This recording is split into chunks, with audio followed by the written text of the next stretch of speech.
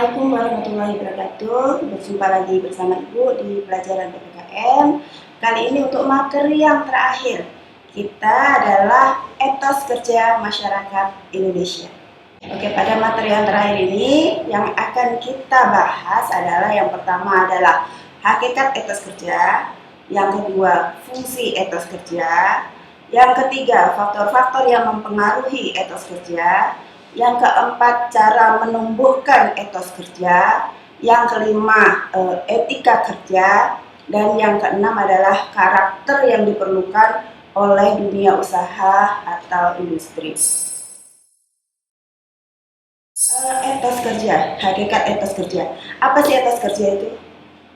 Dalam Kamus Bahasa Indonesia, KBBI ya, etos kerja itu adalah semangat kerja yang menjadi ciri khas dan keyakinan seseorang atau suatu kelompok. Nah, menurut Desmond Ginting pada tahun yang dikemukakan tahun 2016 ya, etos kerja itu adalah semangat kerja yang menjadi ciri khas seseorang atau sekelompok orang yang bekerja, yang berlandaskan etika dan perspektif kerja yang diyakini dan diwujudkan melalui tekad dan perilaku konkret di dunia kerja.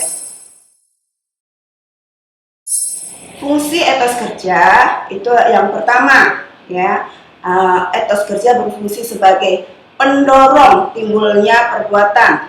Yang kedua, sebagai penggairah dalam aktivitas. Yang ketiga, sebagai penggerak sehingga besar atau kecilnya motivasi atau yang menentukan cepat atau lambatnya suatu perbuatan.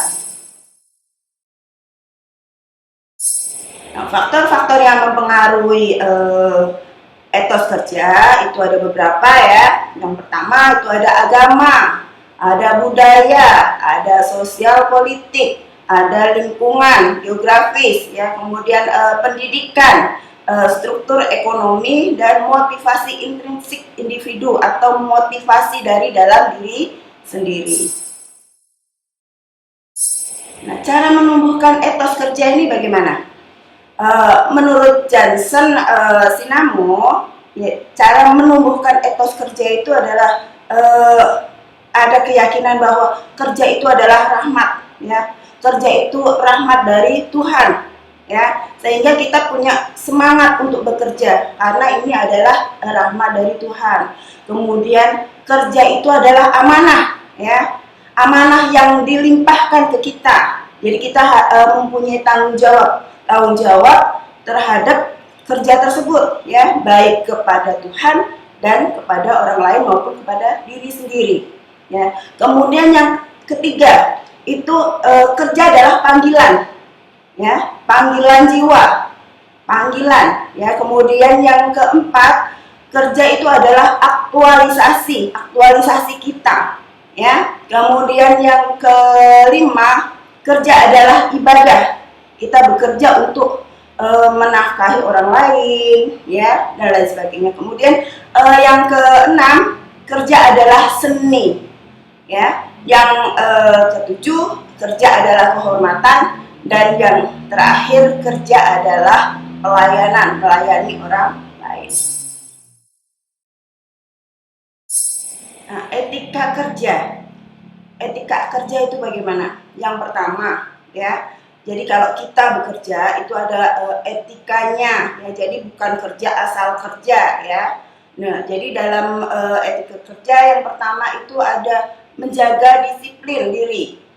Jadi contohnya nih, misalnya tiba di kantor sebelum jam masuk ya, kemudian menggunakan jam kantor secara efektif ya. Jadi bukan masuk jam 7 tapi sampai di kantor jam 8 misalnya ya, itu namanya bukan disiplin ya. Jadi kemudian menggunakan jam kantornya secara efektif, jadi tidak untuk berleha-leha, bersantai-santai, jadi menggunakan waktu kerjanya untuk bekerja. Itu etika yang pertama ya. Kemudian etika yang kedua, etika ketika masuk kantor.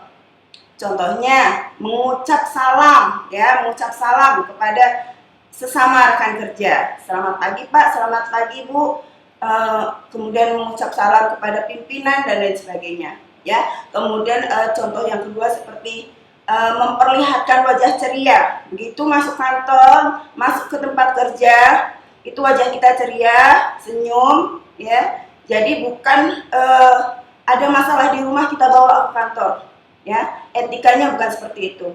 Jadi memasuki dunia tempat kerja itu harus dengan senyum, wajah ceria, ya. Itu etika yang kedua. Kemudian etika yang ketiga dalam pergaulan kantor, ya, di etika dalam pergaulan kantor, misalnya bersikap sopan, santun dan ramah terhadap sesama rekan kerja. Kemudian menggunakan pakaian yang rapi dan sopan, ya, itu contoh-contohnya. Kemudian yang keempat, etika dalam berbicara. Jadi kalau berbicara kita harus menatap lawan bicara, ya. Jadi kita bicara dengan rekan kerja, tidak menoleh ke sana ke sini, entah pandangannya kemana-mana, ya. Tapi kalau kita berbicara dengan rekan kerja kita harus menatap lawan bicara. Kemudian contoh yang kedua, mampu menjadi pendengar yang baik. Jadi kalau ada rekan kerja sedang bercerita atau sedang ngobrol, kita mendengarkan dengan baik. Kemudian etika yang kelima, itu menghindari hal-hal buruk dalam pembicaraan. Contohnya gibah atau membicarakan orang lain, menjelekkan orang lain, ya. Kemudian memotong pembicaraan atasan. Jadi apabila sedang rapat, misalkan ada pemberitahuan, mohon maaf, saya akan menyela sedikit, tuh, ya. Jadi bukan asal menyela, memotong pembicaraan. Kemudian yang keenam, etika berhubungan dengan atasan. Jadi bagaimanapun walaupun atasan kita lebih muda dari kita, tetap kita harus menghormati atasan, ya. Kemudian memberi masukan dan saran yang baik dan bijak, ya. Bukan malah memanas-manasi keadaan, gitu. Kemudian etika yang terakhir itu ketika berhubungan dengan teman sekantor, itu menganggap teman sekantor sebagai mitra, bukan pesaing. Kemudian mengembangkan kebiasaan saling membantu dan saling mengingatkan. Yang kedelapan, itu etika berhubungan dengan bawahan. Jadi tidak menunjukkan kekuasaan walaupun kita atasannya, ya. Dan jika memberi perintah atau teguran itu secara bijak. Kemudian yang kesembilan, menjaga kredibilitas.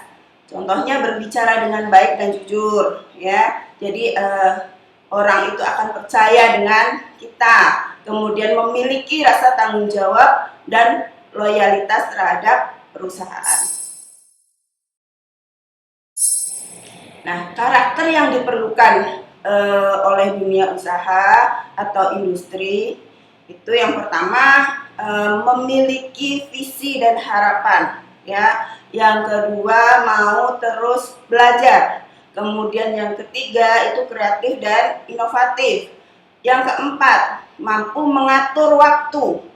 Yang kelima mau bekerja keras.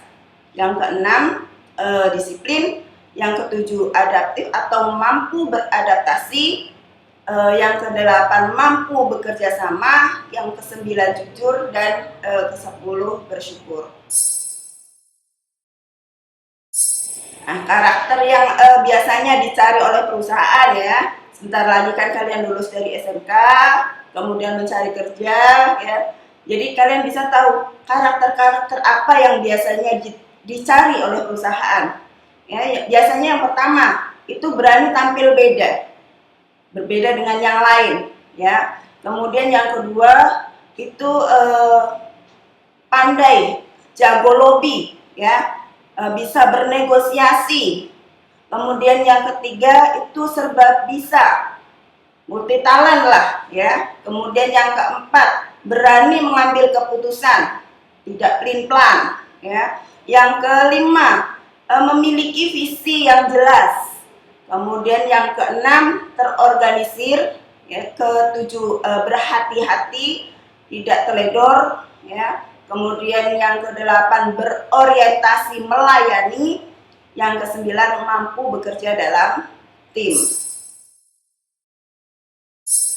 Kemudian sikap-sikap atau perilaku yang harus kita hindari, ya. Kita hindari kalau kita sedang melamar kerja atau bekerja di perusahaan. Itu yang pertama, takut pada tantangan, ya. Jadi kita sebagai pekerja itu jangan takut pada tantangan, kita harus kreatif dan inovatif, ya. Kemudian yang kedua, jangan malas, jangan bermalas-malasan, itu yang paling tidak disukai oleh dunia usaha, ya. Kemudian yang ketiga itu jangan berpikir negatif, ya. Jadi berpikir negatif itu adalah sikap yang harus dihindari. Jadi pikiran kita itu harus positif. Kemudian yang keempat, yang harus dihindari itu adalah mementingkan diri sendiri, ya. Jadi kita nggak boleh egois kalau bekerja, ya. Jadi harus mementingkan kepentingan orang lain juga.